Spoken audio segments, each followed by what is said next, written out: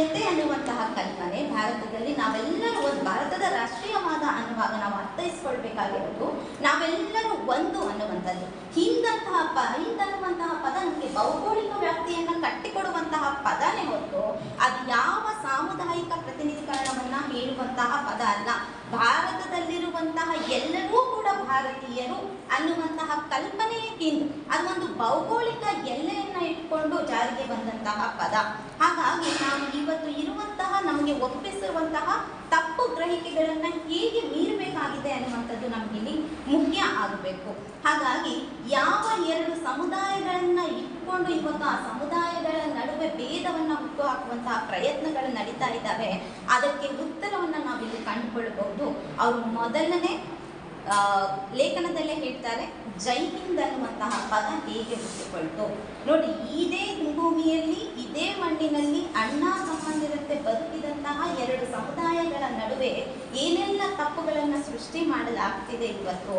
ಹಾಗಾದ್ರೆ ಅದಕ್ಕೂ ಮುಂಚಿತವಾಗಿ ಈ ಸಮುದಾಯಗಳು ಈ ನೆಲದಲ್ಲಿ ಹೇಗೆ ಒಂದೇ ತಾಯಿಯ ಮಕ್ಕಳಂತೆ ಬಾಳಿದ್ರು ಅನ್ನೋದು ನಿಮಗೆ ಅರ್ಥವಾಗಬೇಕು ಅಂದ್ರೆ ಜೈ ಹಿಂದ್ ಕಲ್ಪನೆ ಹೇಗೆ ಹುಟ್ಟಿಕೊಳ್ತು ಅನ್ನೋದನ್ನ ನಾವು ಅರಿಬೇಕು ಅನ್ನುವಂಥದ್ದು. ಹೀಗಾಗಲೇ ಶರಣಬಸವರವರು ಅದನ್ನ ವಿವರಿಸಿದ್ರು.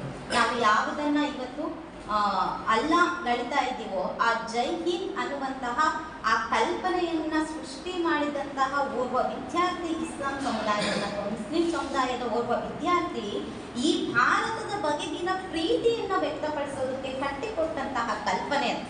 ಅದೇ ಇವತ್ತು ಜೈ ಹಿಂದ್ ಅನ್ನುವಂಥದ್ದು ಸುಭಾಷ್ ಚಂದ್ರ ಬೋಸ್ ಅವರು ಹೇಳಿದ್ದು ಅಂತ ನಾವು ಹೇಳ್ತಾ ಇದ್ದೀವಿ, ಆದ್ರೆ ಪ್ರಚಾರ ಪಡಿಸಿದ್ದು ಸುಭಾಷ್ ಚಂದ್ರ ಬೋಸ್. ನಾವು ಬಹಳಷ್ಟು ತಪ್ಪುಗಳನ್ನ ಈಗ ಮಾಡ್ತೀವಿ, ಮೂಲ ತಿಳಿಯೋದಿಲ್ಲ. ಸಾಕಷ್ಟು ಸಾರಿ ಏನಾಗುತ್ತೆ ಅಂದ್ರೆ ಇಂಥ ತಪ್ಪುಗಳಾಗುತ್ತೆ. ಕಾಯಕ ಕೈಲಾಸ ಅಂತ ಬಂದ ತಕ್ಷಣ ಬಸವಣ್ಣ ಹೇಳಿದ್ದು ಅಂತ ಹೇಳ್ತೀವಿ, ಆದ್ರೆ ಆಯ್ದಕ್ಕಿ ಮಾರಯ್ಯ ಕಟ್ಟಿಕೊಟ್ಟಂತಹ ಕಲ್ಪನೆಯನ್ನ ಬಸವಣ್ಣ ಆನಂತರ ಪ್ರಚಾರಕ್ಕೆ ತಂದು, ಆಲದ ಮರ ಇದ್ದಾಗ ಅದರ ಕೆಳಗೆ ಬೆಳೆಯುವಂತಹ ಸಣ್ಣ ಸಣ್ಣ ಸಸಿಗಳು ಗಮನಕ್ಕೆ ಬರದೆ ಹೋಗ್ಬಿಡ್ತಾವೆ ಚರಿತ್ರೆಯೊಳಗೆ. ಹಾಗೆ ಜೈ ಹಿಂದ್ ಅನ್ನುವಂತಹ ಪರಿಕಲ್ಪನೆಯನ್ನ ಪ್ರಚಾರಗೊಳಿಸಿದ್ದು ಸುಭಾಷ್ ಚಂದ್ರ ಬೋಸ್ ಅವರೇ. ಆದ್ರೆ ಸುಭಾಷ್ ಚಂದ್ರ ಬೋಸ್ ಅವರಿಗೂ ಕೂಡ ಆ ಕಲ್ಪನೆಯನ್ನ ಕಟ್ಟಿಕೊಟ್ಟಂತಹ ವಿದ್ಯಾರ್ಥಿ ಒಬ್ಬ ಮುಸ್ಲಿಂ ಸಮುದಾಯದ ವಿದ್ಯಾರ್ಥಿ ಅನ್ನೋದನ್ನ ನೋಡುವಾಗ ನಮಗೆ ಸಾಕಷ್ಟು ಆಶ್ಚರ್ಯ ಆಗುತ್ತೆ. ಆ ಜನಾಂಗ ಈ ಮಣ್ಣಿನ ಬಗ್ಗೆ ಇಟ್ಟುಕೊಂಡಂತಹ ಪ್ರೀತಿ ಎಂಥದ್ದು ಅನ್ನೋದು ನಮ್ಗೆ ಇಲ್ಲಿ ಅರ್ಥವಾಗಬೇಕು. ಅದಾದ ನಂತರ ಭಾರತೀಯತೆಯ ಕಲ್ಪನೆಯ ಜೊತೆಗೆ ಬ್ರಿಟಿಷರು ಈ ನೆಲದಲ್ಲಿ ಮುಂದೆ ಹೂಡುವಂತಹ ಕುತಂತ್ರದ ಕಲ್ಪನೆಯನ್ನ ನಮಗೆ ಕೊಟ್ಟಂತವ್ರು ಅಂದ್ರೆ ಹೈದರ್ ಮತ್ತು ಟಿಪ್ಪು. ಆ ಮೊದಲ ಲೇಖನನೇ ನಿಮಗೆ ಸಿಗೋದು ಭಾರತದ ಈ ಸಂಚಿಕೆ ಏನ್ ಹೇಳುತ್ತೆ ಅಂದ್ರೆ, ಭಾರತದಲ್ಲಿ ರಾಷ್ಟ್ರೀಯತೆ ಉಗಮಗೊಂಡಂತಹ ವಿಕಾಸಗೊಂಡಂತಹ ಕಥಾನಕವನ್ನ ಚಾರಿತ್ರಿಕವಾಗಿ ಕಟ್ಟಿಕೊಡುವಂತಹ ಪ್ರಯತ್ನವನ್ನ ಮಾಡುವಂತಹ ಸಂಚಿಕೆ. ಅದರ ಜೊತೆಗೆ ಕರ್ನಾಟಕತ್ವವನ್ನು, ನಾವು ಭಾರತೀಯತೆ ಮತ್ತು ಕರ್ನಾಟಕತ್ವವನ್ನ ಹೇಗೆ ಅರ್ಥ ಮಾಡಿಕೊಳ್ಳಬೇಕಾಗಿದೆ ಅನ್ನೋದನ್ನ ತಿಳಿಯೋದಕ್ಕೋಸ್ಕರ ಈ ಸಂಚಿಕೆಯನ್ನ ರೂಪಿಸಿರುವ ಪ್ರಯತ್ನವನ್ನ ನಾವು ಕಾಣ್ತೀವಿ. ಹೈದರ್ ಮತ್ತು ಟಿಪ್ಪು ವಿಚಾರದಲ್ಲಿ ಇವತ್ತು ಏನೆಲ್ಲ ಚರ್ಚೆಗಳು ಇದಾವೆ ಹಾಗೂ ಏನೆಲ್ಲ ತಪ್ಪು ಗ್ರಹಿಕೆಗಳಿದ್ದಾವೆ ಅನ್ನೋದು ನಮ್ಗೆ ಗೊತ್ತಿದೆ. ಹಾಗಾಗಿ ನಾವು ಇಲ್ಲಿ ಅರ್ಥ ಮಾಡ್ಕೊಳ್ಬೇಕಾಗಿರೋದು ಏನು ಅಂದ್ರೆ, ಹೈದರ್ ಮತ್ತು ಟಿಪ್ಪು ಈ ನೆಲದಿಂದ ಬ್ರಿಟಿಷರನ್ನ ಉಚ್ಚಾಟಿಸುವಂತಹ ಪ್ರಯತ್ನವನ್ನ ಮಾಡಿದಂತಹ ಮೊದಲ ವ್ಯಕ್ತಿಗಳು ಅನ್ನೋದನ್ನ ನಾವು ಇಲ್ಲಿ ಅರ್ಥಕೊಳ್ಬೇಕಾಗಿದೆ. ಮೈಸೂರಿನ ಇತಿಹಾಸ ಅಂತ ಬಂದಾಗ ಮೈಸೂರಿನ ಒಡೆಯರಿಂದ ಆಸ್ಥಾನವನ್ನ ಕಸಿದ್ರು ಅಥವಾ ಸಿಂಹಾಸನವನ್ನ ಕಸಿದ್ರು ಅಂತ ಹೇಳಿ ಇವತ್ತು ನಾವು ಹೈದರ್ ಮತ್ತು ಟಿಪ್ಪುವಿನ ಬಗ್ಗೆ ಕಂಪ್ಲೇಂಟ್ಸ್ ಅನ್ನ ಮಾಡ್ತಾ ಇದ್ದೀವಿ. ರಾಜಕೀಯದ ಪ್ರಶ್ನೆ ಬಂದಾಗ ನಾನು ಹೇಳೋದು, ನಾವು ಅರ್ಥ ಮಾಡ್ಕೋಬೇಕಾಗಿರೋದು ಸಾಮರ್ಥ್ಯದ ಪ್ರಶ್ನೆ ಅಷ್ಟೇ. ಅಲ್ಲಿ ಜಾತಿಯ ಪ್ರಶ್ನೆ ಬೇಕಾಗಿಲ್ಲ, ಧರ್ಮದ ಪ್ರಶ್ನೆ ಬೇಕಾಗಿಲ್ಲ, ಯಾವ ಪ್ರಶ್ನೆಯೂ ಬೇಕಾಗಿಲ್ಲ. ಯಾರಿಗೆ ಸಾಮರ್ಥ್ಯನೋ ಅದು ಅವರ ಅಧಿಕಾರದ ವ್ಯಾಪ್ತಿ ಆಗಿರುತ್ತೆ.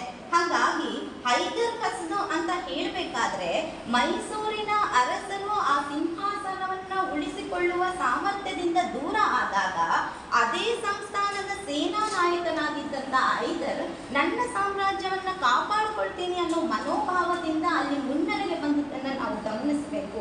ಅದನ್ನ ಬಿಟ್ಟು ನಾವು ಇನ್ಯಾವುದೋ ಕಲ್ಪನೆಯನ್ನ ಮುನ್ನೆಲೆಗೆ ತರೋದು ತಪ್ಪಾಗುತ್ತೆ. ನೀವು ಮೈಸೂರಿನ ಇತಿಹಾಸವನ್ನ ಗಮನಿಸಿದ್ರಿ ಅಂತ ಹೇಳಿದ್ರೆ ನಮ್ಗೆ ಎಲ್ಲ ಒಡಕುಗಳು ಹೇಗೆ ಅಲ್ಲಿ ಸೃಷ್ಟಿ ಆಗ್ತಾ ಹೋಗ್ತವೆ ಅಂದ್ರೆ, ಮರಾಠರನ್ನ ಹೈದರ್ ಎದುರಿಸಿದ್ದನ್ನ ನಾವು ಹೇಳ್ತೀವಿ, ಟಿಪ್ಪುವನ್ನ ಎದುರಿಸಿದ್ದನ್ನ ನೋಡ್ತೀವಿ. ಅದಕ್ಕಿಂತ ಮುಂಚೆ ಮರಾಠರು ಮೈಸೂರಿನ ಪಾರಂಪರಿಕ ಶತ್ರುಗಳಾಗಿದ್ರು. ಹಾಗಾದ್ರೆ ಎರಡು ಹಿಂದೂ ಸಮುದಾಯಗಳೇ ಅಲ್ವಾ? ಅದನ್ನ ನಾವು ಯಾಕೆ ಪ್ರಶ್ನೆ ಮಾಡೋದಿಲ್ಲ? ಹೌದಾ? ಮೈಸೂರಿನ ಪಾರಂಪರಿಕ ಶತ್ರುಗಳು ಮರಾಠರು. ಹೈದರ್ನಿಂದ ಏನೇನು ಮರಾಠರ ದೇಶ ಬೆಳೆಯಲಿಲ್ಲ. ಮರಾಠರು ಮೊದಲಿನಿಂದಲೇ ಮೈಸೂರು ಸಂಸ್ಥಾನದ ಶತ್ರುಗಳಾಗಿ ಉಳಿದು ಬಂದಂಥದ್ದು. ಹಾಗೆ ಇನ್ನೊಂದು ವಿಚಾರ ನಾನು ಹೇಳೋದು,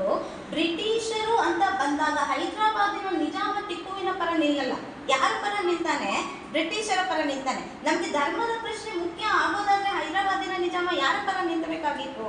ಟಿಪ್ಪುವಿನ ಬಳಿ ನಿಲ್ಲಬೇಕಾಗಿತ್ತು, ಟಿಪ್ಪುವನ್ನ ಗೆಲ್ಲಿಸಬೇಕಾಗಿತ್ತು. ಇದೆಲ್ಲಕ್ಕಿಂತ ಮುಖ್ಯವಾಗಿ ಟಿಪ್ಪುವನ್ನ ಕೊನೆಗೆ ಬ್ರಿಟಿಷರಿಗೆ ಇಟ್ಟುಕೊಟ್ಟೋದು ಕೂಡ ಒಬ್ಬ ಮುಸ್ಲಿಂ ಸಮುದಾಯದ ಇದನ್ನೇ. ಹಂಗಿದ್ದಾಗ ಯಾಕೆ ಮತ್ತೆ ಅದೇ ಸಮುದಾಯದಲ್ಲಿ ಒಡಕುಗಳು ಉಟ್ಕೊಂಡು ನಾವು ರಾಜಕೀಯ ನಿಲುವುಗಳನ್ನ ಅಥವಾ ಅಧಿಕಾರದ ಪ್ರಶ್ನೆಯನ್ನ ಇಟ್ಕೊಂಡು ಎಷ್ಟೆಲ್ಲ ತಪ್ಪುಗಳನ್ನ ಸೃಷ್ಟಿ ಮಾಡ್ತೀವಿ ಅನ್ನೋದಕ್ಕೆ ನಾನು ಒಂದು ಉದಾಹರಣೆಯನ್ನು ಹೇಳೋದಕ್ಕೆ ಇಷ್ಟಪಡ್ತೀನಿ. ಕನ್ನಡದ ಆದಿಕವಿ ಎನಿಸಿದಂತಹ ಪಂಪ ಬರೆಯುವಂತಹ ಕಾವ್ಯ ಆದಿಪುರಾಣದಲ್ಲಿ. ಆದಿಪುರಾಣ ಜೈನ ಧರ್ಮದ ಮೊದಲ ತೀರ್ಥಂಕರನಾದಂತಹ ಆದಿದೇವನ ಕಥೆಯನ್ನ ಹೇಳುವಂತಹ ಒಂದು ಕಾವ್ಯ. ಆ ಕಾವ್ಯದಲ್ಲಿ ಏನಾಗುತ್ತೆ ಅಂದ್ರೆ ಅದನ್ನ ಇಡೀ ಜೈನ ಕವಿಗಳು ಏನು ಮಾಡ್ತಾರೆ ಅಂದ್ರೆ ಜೈನ ತೀರ್ಥಂಕರರ ಚರಿತ್ರೆಯನ್ನ